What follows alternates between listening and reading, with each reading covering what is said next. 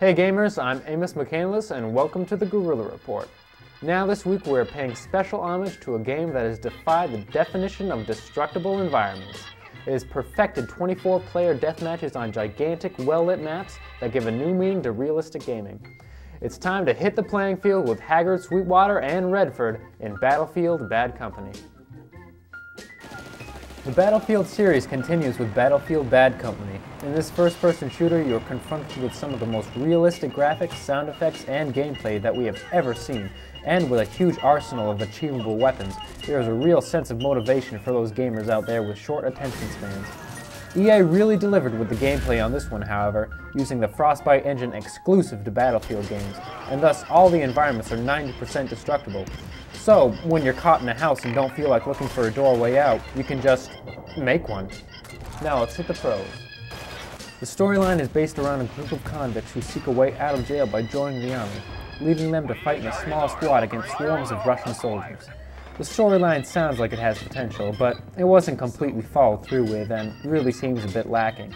However, the multiplayer in this game definitely makes up for the single-player fallbacks. And with online games that support up to 24 players per game, what's not to love?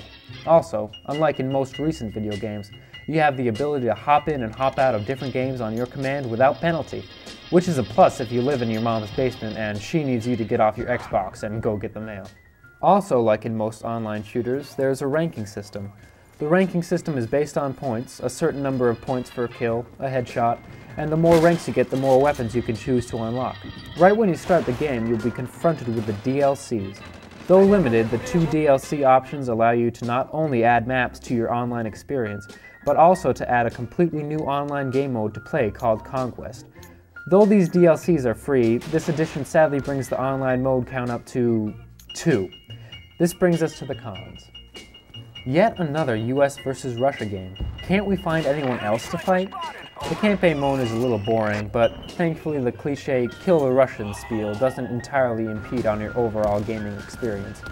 Another problem is that you can't locally bring friends online, or do any split-screen games at all for that matter, which is a bit of a bummer for those split-screeners out there, assuming there still are any since the PS2 stopped being cool.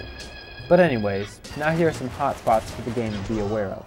You die easily, so for the Juggernaut fanatics, this game is not for you. However, if you were looking for a more realistic type of gameplay, the quick kills really does add a touch of real to the game. Also, when playing online, the waypoints for opposing players are often invisible, so it can be hard for a Battlefield newbie to figure out who's on their team and who's not. Most of these quirks can be ironed out through a few hours of playing though, but whether you want to waste those few hours mindlessly treading along the open Battlefield terrain is your decision to make. As things turned out, me and my buddies found a pretty interesting one.